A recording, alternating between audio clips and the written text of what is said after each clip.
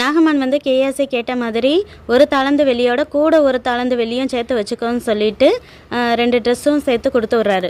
அவனுக்கு என்ன தெரியல, கோல்டு வாங்கணும் தோணலை, கோல்டு தான் காஸ்ட்லி.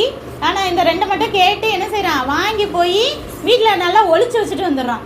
தீர்க்கதரிசிக்கு தெரியுமா தெரியாதா? தீர்க்கதரிசி தேவனோட பேசிக்கிட்டே இருக்கிற ஆளுக்கு இப்படி தெரியாம ஏமாத்திட்டு வந்தா தெரியுமா தெரியாதா? தெரியும். அப்ப கேஎஸ்சி உள்ளக்க நுழையிறாரு. அப்போ இவர் வந்து சொல்றாரு, என்ன நீ எதையோ போய் வாங்கிட்டு வந்திருக்க போல இருக்கு, எங்க போன அப்படின்னு கேட்கும் போது, இல்லையே நான் எங்கேயுமே போலையே, என் வீட்டுக்கு தான் போயிட்டு வந்தேன் அப்படின்னு சொல்லிட்டு. இப்பயாவது அவர் என்ன செஞ்சிருக்கணும், தீர்க்கதரிசிக்கு எல்லா உண்மையும் தெரியும், நம்மளை எப்படி கண்டுபிடிச்சிருப்பாரு அப்படின்னு சொல்லிட்டு, சாரிங்க நான் ரொம்ப ஆசைப்பட்டேன், எனக்கு வேணும்னு சொல்லிட்டு அதனால் தெரியாமல் பொய் சொல்லி வாங்கிட்டு வந்துட்டேன், அது உண்மையாக சொல்லியிருக்கணும். அப்போ என்ன சொல்கிறாரு, நான் எங்கேயுமே போகலையே அப்படின்னு சொல்லிட்டு.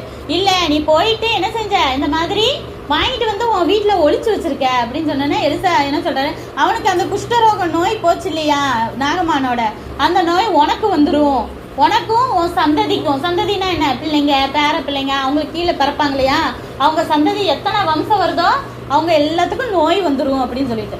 அப்போ கூட அவரை மன்னிப்பே கேட்கல.